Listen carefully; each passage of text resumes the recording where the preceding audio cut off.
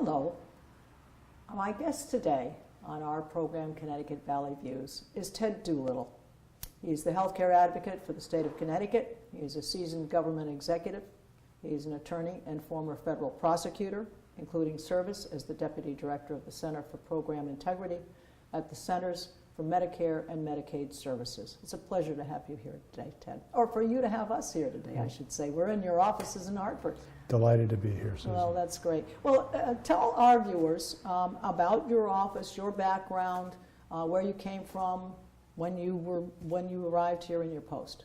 Yeah, so the office is called the Connecticut Office of the Healthcare Advocate, and the name says a lot, Healthcare Advocate. And what we do, our bread and butter work, is we represent citizens in Connecticut who are fighting with their insurance companies, their health insurance companies. They have had a claim denied, or they have had an enrollment issue, or sometimes folks just need help navigating the system, need help picking a plan, for instance. We can help with that.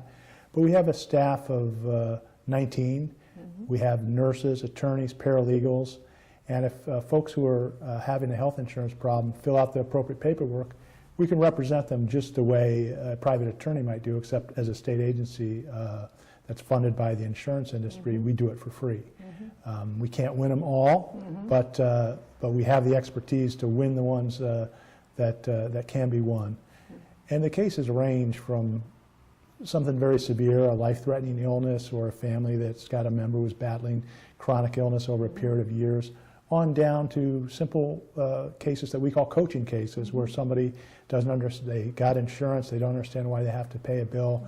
They might call up and we might find out that they've got a high deductible plan, and so they are insured, but they do have to pay the first $1,000 or the first $3,000, and then that's a quick call. Right. Now, how long have you been at your post? So, do you get appointed? How does it happen? So we're called an independent state agency. Okay. That means I'm appointed by the governor, confirmed by the General Assembly, both houses of the General Assembly, but I don't report to the governor. I see. I'm appointed to a 4-year term, and I'm just about halfway through my first 4-year term. I can be reappointed, but I do need to get reappointed 2 years from now.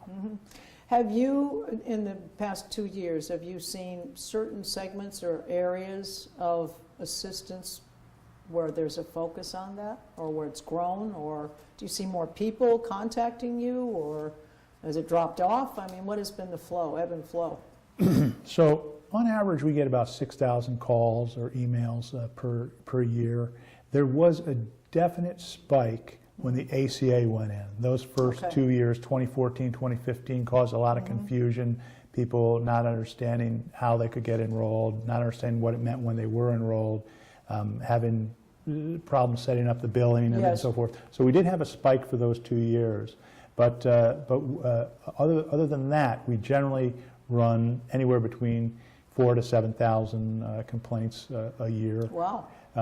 We have, the office in it has been in existence for since 1999, and we've saved close to $100 million for the consumers of Connecticut over that time. Wow. Well, that's fantastic.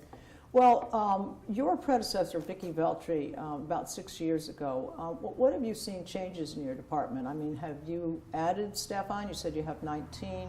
So have you added staff? You said you mentioned nurses. You have lawyers, I believe you said.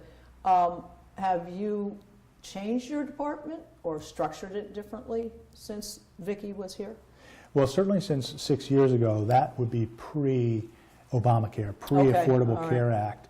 And so that's been a big change for us and a big source of complaints and confusion. We have one person who's dedicated actually 100% full-time to Access Health Connecticut. That's the name of the Obamacare exchange in the state. We have one full-time person devoted exclusively to working with people trying to enroll and trying to get their benefits in that regard.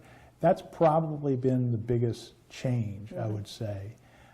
In terms of where we get our cases from, in terms of the subject matter, I find that we get it from all different types. We can be an orthopedic case. It can be, a hearing aid issue.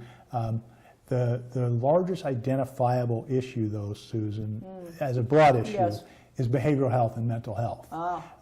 There's access problems in the state. Anybody who's, especially for adolescents, anybody who's tried to get a counselor for their young child or teenager, very difficult. There's a lot of demand for those services, and they're often expensive. Yes. And so there's problems with coverage that come up all the time as the companies try to minimize, the insurance companies try to, you know. Because there needs to be a final judgment as to whether it's really mental health, or someone perhaps is faking something, or maybe it's attached to a drug overdose, or it's all needs to be sorted out, I take it. Yeah, absolutely. Is that where the nurses come in? I mean, where do the nurses come Yeah, into? so very often when you get a claim denied, Yes. it's because the doctors or nurses that work for the insurance company Right. have taken a look at the file and they say, Ted actually doesn't need this test. I see. And so that is what we call a medical necessity denial. They've denied it because they say it's not medically necessary. Okay. We need those nurses so that we have some clinical firepower Right. to be able to do some research, Right. maybe even do research into the academic literature on a certain particular condition or Yes. treatment, Yes. and then put together a technical appeal letter Yes. explaining why their doctors or their nurses are wrong, Yes. and that the treatment actually is medically necessary and should be covered. So that's where the nurses come in. Have the insurance companies become more aggressive, or in their defense, or I guess their opposition, Well, or offense, whatever you'd like to call it? they've always been tough. Okay. And it's interesting, I won't name names, but certain companies we find to be tougher to deal with than others. I will say this, though, Susan, there was a recent article by the Inspector General of the Federal Health and Human Services Okay. Department with oversight of Medicare. They took a look at what they call the Medicare Advantage plans. You can get traditional Medicare, or you can go with a Medicare Advantage plan. That's when you're going through one of the private insurance companies. Right. It could be Connecticut up here, or it could be Aetna or Cigna that run these Medicare Sure. Advantage plans. Those plans tend to have more denials. Oh, And I find that disturbing, and it's something that I'm trying to look into more. But the point is that there are differences in the types of plans you have. One of the first questions you'll get asked if you call us up is about the type of your insurance, because at the end of the day, insurance is really a contract. It's a contract between the insurance carrier and the doctor or other provider who's providing the care. And the insurance company has said they'll cover certain things, and we need to review that contract. People call it a Right. policy, but it's a Right, contract. right. That's why we have the nurses. That's why we have the paralegals and the attorneys as well, because sometimes the cases can be clinical. Yes. I've mentioned that. Yes. But sometimes it can be a legal issue. You know, the company disagrees that something is required by our federal regulation, and we take the opposite view, and then it's more of a legal battle than a doctor versus doctor battle. That's why we need to have the clinical experience from the nurses as well as the legal from our attorneys and paralegals. sure. Well, I think the biggest thing is that the word advocate. That, to me, sounds like a defense. You have a legal background. The defense being is, and obviously you can't find anybody guilty until you've proven that they're innocent until they're proven guilty. So when you approach a case, what is the first step that you do? You have to gather the information from the person, whatever the bills or invoices or whatever the issue may be. And then would you say that your perspective, and I'm kind of catching you off guard to ask you this, but would you say your perspective is to assume or feel that the insurance company is taking advantage? Or would you say it's the other way around, that sometimes people are scamming the system? I mean, is there a sense of where these things can go? Here's my sense. Yes. My sense is that people don't scam the system in terms of trying to get, Yes.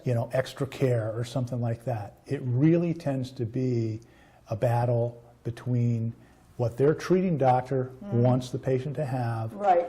and the insurance company says for X, Y, or Z reason, we're not going to pay for that. I have heard that doctors want to have their patient have something, and then there's a long wait. I won't say fight, but there's a long wait to get authorization for something. And that's where we come in. We can Right. help with that fight. We can help if you are trying to get prior authorization, they call it, permission from the insurance company to have a treatment, and they decline. Come to us immediately. Don't wait. Come to us as early in the process as possible, because the earlier you come to us, the more appeal rights you still have. Sure. Sometimes if people have been struggling with the insurance company for a long time, they finally get to us. Some appeal deadlines might have already expired. Right. We won't give That's up true. we won't give up in those instances. Right. We'll try to get special permission to have an extension to the deadline, or we'll try to figure out if there's other alternate routes. We do pride ourselves on not taking no for an answer. That said, I like that. That's good. Yeah, I mean, and our nurses, paralegals, attorneys, they're stubborn, and they do try to get creative and go around. If they can't get through the gate, they'll try to go around. They'll try to go over, under, whatever it takes. So at the end of the day, when we do tell the client that there's no recourses left, that really is the case. That we is have the tried case. all the doors. You are sort of the last avenue to do that. All right. Well, let's. Can you give us an example of some of the highest profile cases? I mean, you don't need to name names and everything. Can you give us a situation that was maybe it went on a long time, or a lot of money was involved, or you think of an example of that? Yeah. Something that was a big win for you guys, or a big win for the person you were advocating Sure. for. I'll give you an example that involved, and I won't name names, but it was an employee for a global company, a company whose name you would immediately understand and know. And this was a couple that were trying to have a baby, and they needed to use in vitro fertilization, and in fact, they needed the services of a surrogate to carry the baby. And that was denied by the plan. They said that's not covered in our IVF benefit.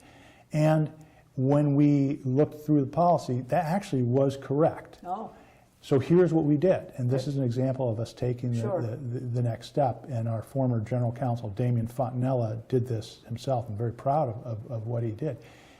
He went to the company and told them, are you aware that this insurance company that was administering their insurance, are you aware that this is how they're administering the benefit, and are you comfortable with this? And the HR, it finally got it to the HR director of this global company, and they found out about this, and they weren't comfortable with it.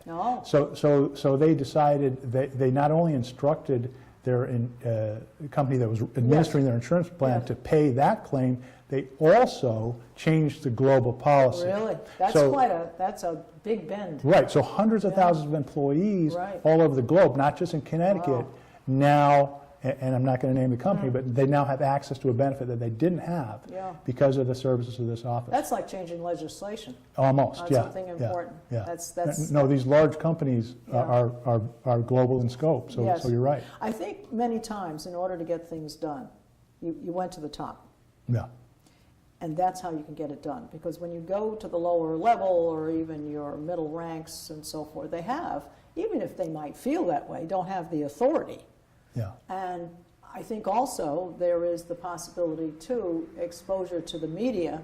Oh, you weren't going to do that for that person. And, I mean, a lot of the media can drive things. Yeah. And so I think there could be, if you reach the person at the top, and that they have a more altruistic view of what could or should be done. Plus, it puts their company in better light. I mean, they can hire better people because, people are attracted to a company that thinks about its employees. So congratulations on that. That was... well, we're not going to pull rank and go to the top on every case. Right. There's a lot of terrific people that work in these insurance companies. Make no mistake about it.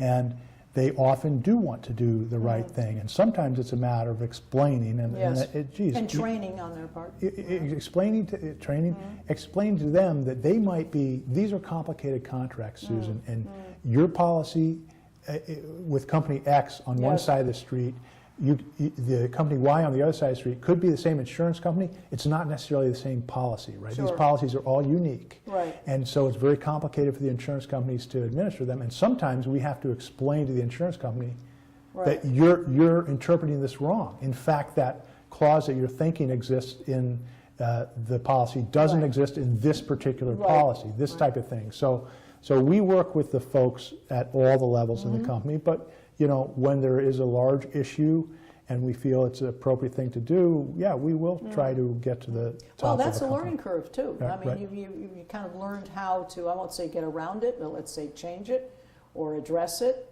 or at least take it, as you said, as far as you can take it in order to win that case. Well, it's a wonderful thing that you did. And as I said, I think it's a learning curve for the department. There are things we can do. It doesn't mean that that necessarily will be the same type of thing that'll come up, but let's make sure that we have looked at every possibility. Exactly. It's very good. Exactly. All right. So now, given the level of service you've rendered, how many, you said there were full-time people on your staff, and when you have people contact you and contact your office, are those people, do they follow through? I mean, do you have people who start the process and then maybe don't have the patience or don't have the background material that you require? Of the number of times that people approach you, what would you say the percentage of things actually become a case and you follow through? And they follow through. So, you know, in percentage terms, I am not sure. There is drop-off, though. You're absolutely right. People decide. Often, you know, we're trying to do as much for the consumer as we can, but there often is information or permissions or documents that we need from the consumer. So it can be difficult for them too. We're aware of that, and to try to make that drop-off, that abandonment rate, let's call it, as small as possible. We follow up a number of times before we abandon that case, and we always make sure to let the consumer know in a voicemail or email that, you know, we're going to close the case. Please contact us, and we'll reopen it at a moment's notice. All right. Well, let's take us through the process. All right. So someone calls. Perhaps your assistant gets the call. Determine what the type of thing. So tell us, what is the process for someone to have their case reviewed and processed? So from soup to nuts, somebody will call us, or we have a complaint form available through our website. They'll make that initial contact, and usually the phones are quite busy here. Usually you'll go to voicemail, but that day, or if it's late in the day, possibly the next day, you'll get a call back from one of our phone service reps. They'll gather some information. They'll very quickly want to establish whether it's an urgent situation, like you've got surgery scheduled in 3 days, and now the insurance company says they're not going to pay for it. That's urgent. We're going to jump right on that. How often does that happen? The urgent cases come in. I wish I could say they was predictable. They're not. But they come in at a good clip. They seem to come a lot late on Friday afternoons, of course. the document drop day. Right. But we do get a steady diet of those. And then on the opposite end of the urgency scale is something where the care has already happened and they're fighting over money. You know, they're fighting over the reimbursement. We're going to handle that case, but obviously if another consumer has a procedure scheduled that's about to be canceled, that's going to take priority. One of the skills we have is our triage manager is expert at determining which ones do need that urgent, immediate attention, and which ones can just be treated as a normal, important case. So you get the stuff, you review the material, and then what would be the next step after that? You've got the stuff, you're reviewing it, you've assigned it to whomever. The triage manager will, again, has a critical role here. She's going to assess, try to predict as well as she can, with the early knowledge that we have from the first phone call or two, what the nature of the case is. And so if it's more of a legal situation, she'll assign that case to one of our attorneys or paralegals. If it looks like it's going to be a fight over whether something's medically necessary, she's going to engage one of our nurses. So she'll decide what is the appropriate type of case manager. Simple cases, of course, can go to our professionals that we call consumer information representatives, where they don't necessarily need that legal or clinical technical expertise just to explain how insurance works, something like that. So we have that triage process. Once that is done, or as early in the process as possible, we want to get what we call the release of information, which allows us to contact the insurance company, contact the providers, and collect, if necessary, medical records. You know the HIPAA privacy law, so we've got to be signed in and permitted by that. To get all the records. Right, so that has to happen very early in the process so that we can contact others on behalf of the consumer and be allowed to have their health insurance information and the health care information. And then that case manager will determine what's needed. Do we need to order medical records? Sometimes if it's a complicated case, a kid who's been in residential treatment at the Institute of Living over here for a month or two, there could be thousands of pages of medical records. It will take the Institute of Living some time to collect them and get them over to us. We have to assess immediately what the appeal status is. What under the insurance policies, you have certain rights to appeal and others you don't have. So we need to know what you have, what your policy permits, and also what the deadlines are. Okay. And obviously, if you call us 5.5 months after you got a bill, and we have to appeal within 6 months, now that case becomes much more urgent, and we need to work with the consumer to make sure we get the documents. So on average, what would you say to opening of a case or a receipt of a complaint or a concern to what would be the average time frame for process? I mean, it's like you said, sometimes you have emergency things, sometimes there's something, people are putting you up against the gun because they waited too long and so forth. But if someone were to submit something, they had their documents, you were able to get hold of the people that you needed to do so, you were able to get hold of the insurance company and get whatever their policy was, when would you expect people would have a final determination? I think you're talking about if there's been a medical claim denial. Yeah. Okay. Yeah. So if there's been a medical claim denial, the most simple one is going to take at least several weeks. A complicated one can take many months, and very often, if somebody has a chronic illness, a cancer patient with a treatment lasting over more than a year, we can wind up with a series of appeals or cases for that one client, and then we can remain engaged with that family for more than a year. Insurance companies not necessarily known for their speed. But just to give you some examples, when we submit an appeal letter, there might be an obligation for the insurance company to get back. If it's an urgent matter, within a short period of time. If it's a standard matter, they might have 60 days. I see. And then when they get back to us after that 60 days and they still deny it, there might be another appeal process. We put together another letter, get it to them, and then the insurance company might have another 60 days. So unfortunately, these things can drag on into months. Okay, so the more complicated ones. Sure, so let me segue now, because you said you handle thousands, I'm sorry, I don't remember the exact number, but thousands of cases a year. And how many would you have on your desk right now?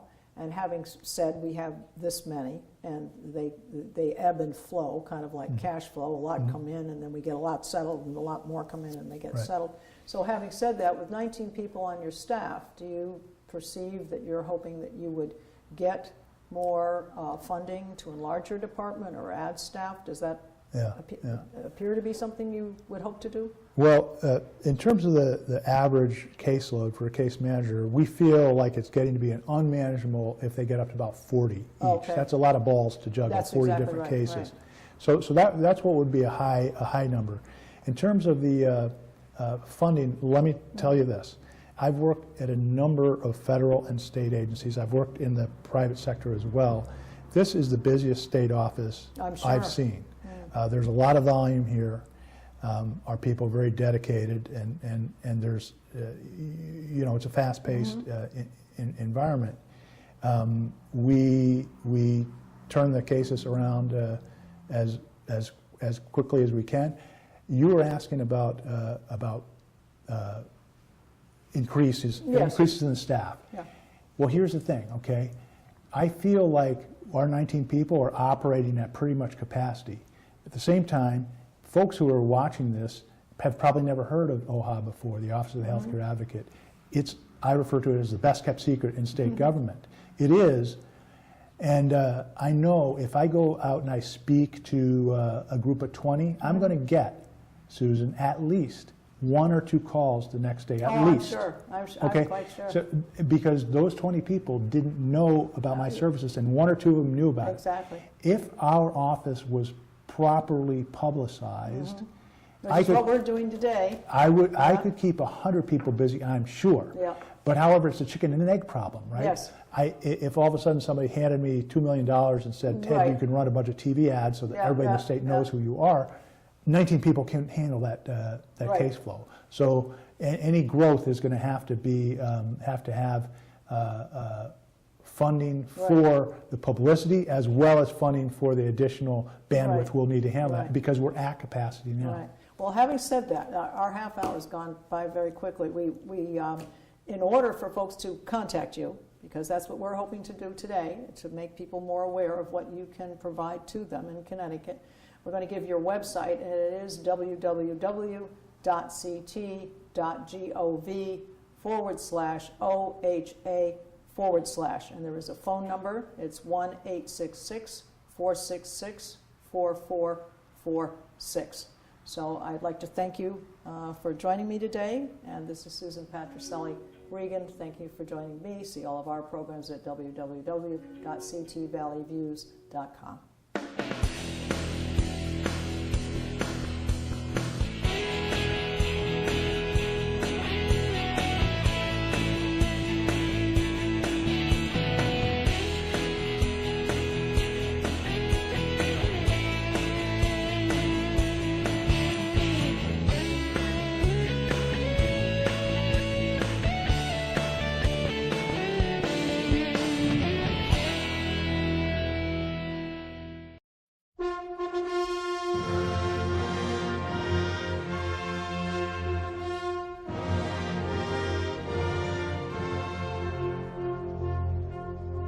Our veterans need your support.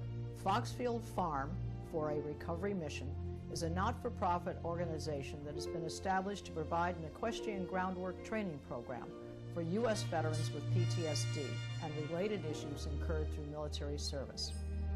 This curriculum will be offered at absolutely no cost to any veteran participating in the program. This foundation will also incorporate the repurposing of rescue horses and locating new, responsible owners. The synergy of the work invested by the veterans to aid the recovery of these horses is equitably therapeutic.